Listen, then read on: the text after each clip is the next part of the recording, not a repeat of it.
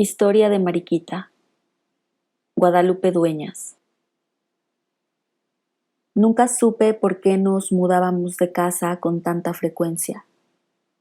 Siempre nuestra mayor preocupación era establecer a Mariquita. A mi madre la destrozaba tenerla en su pieza.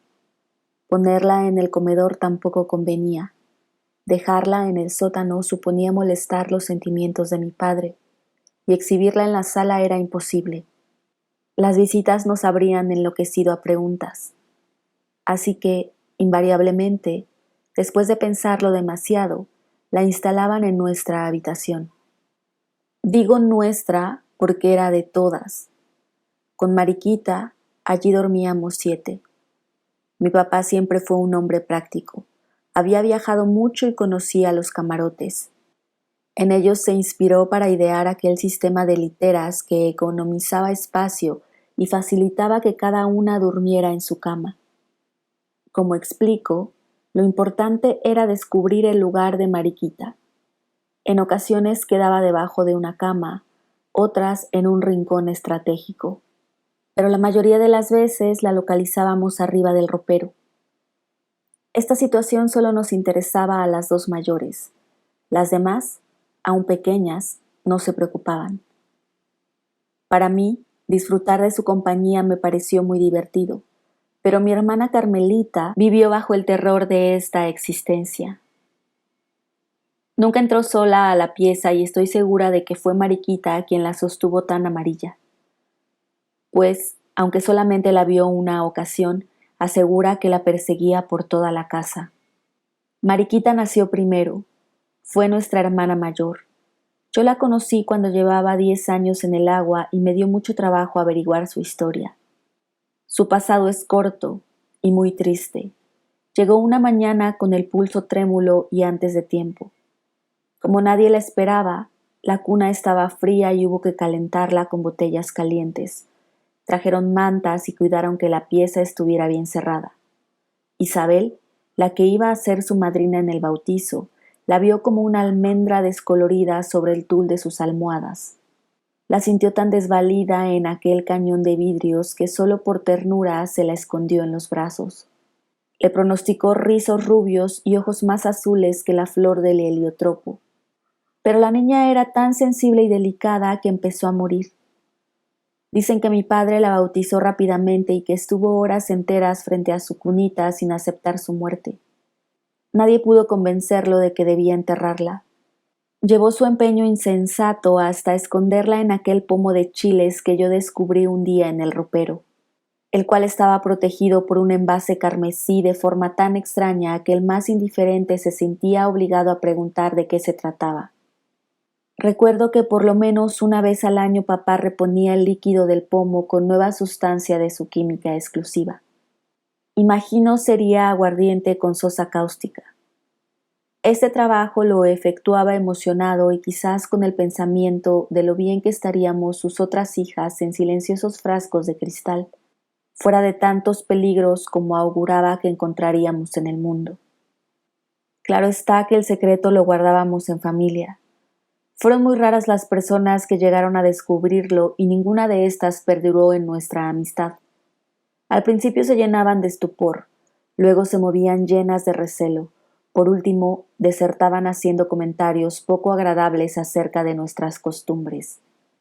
La exclusión fue total cuando una de mis tías contó que mi papá tenía guardado en un estuche de seda el ombligo de una de sus hijas. Era cierto. Ahora yo lo conservo. Es pequeño como un caballito de mar y no lo tiro porque a lo mejor me pertenece. Pasó el tiempo, crecimos todas. Mis padres ya no estaban entre nosotras, pero seguíamos cambiándonos de casa y empezó a agravarse el problema de la situación de Mariquita. Alquilamos un señorial caserón en ruinas. Las grietas anunciaban la demolición. Para tapar las bocas que hacían gestos en los cuartos, distribuimos pinturas y cuadros sin interesarnos las conveniencias estéticas. Cuando la rajadura era larga como un túnel, la cubríamos con algún gobelino en donde las garzas, que nadaban en punto de cruz añil, hubieran podido excursionar por el hondo agujero. Si la grieta era como una cueva, le sobreponíamos un plato fino. un listón o un dibujo de flores. Hubo problema con el socavón inferior de la sala. No decidíamos si cubrirlo con un jarrón mink o decorarlo como oportuno nicho o plantarle un pirograbado japonés. Un mustio corredor que se metía a los cuartos encuadraba la fuente de nuestro palacio. Con justo delirio de grandeza dimos una mano de polvo mármol al desahuciado cemento de la pila, que no quedó ni de pórfido ni de jaspe, sino de ruin y altisonante barro. En la parte de atrás, donde otros hubieran puesto gallinas, hicimos un jardín a la americana, con su pasto, su pérgola verde y gran variedad de enredaderas, rosales y cuanto nos permitiera desfogar nuestro complejo residencial. La casa se veía muy alegre, pero así todo había duendes. En los excepcionales minutos de silencio ocurrían derrumbes innecesarios, sorprendentes bailoteos de candiles y paredes, o inocentes quebraderos de trastos y cristales. Las primeras veces revisábamos minuciosamente los cuartos, después nos fuimos acostumbrando, y cuando se repetían estos dislates no hacíamos caso. Las sirvientas inventaron que la culpable era la niña que escondíamos en el ropero, que en las noches su fantasma recorría el vecindario. Corría la voz y el compromiso de las explicaciones. Como todas éramos solteras con bastante buena reputación, se puso el caso muy difícil. Fueron tantas las habladurías que la única decente resultó ser la niña del bote, a la que siquiera no levantaron calumnias. Para enterrarla se necesitaba un acta de defunción que ningún médico quiso extender.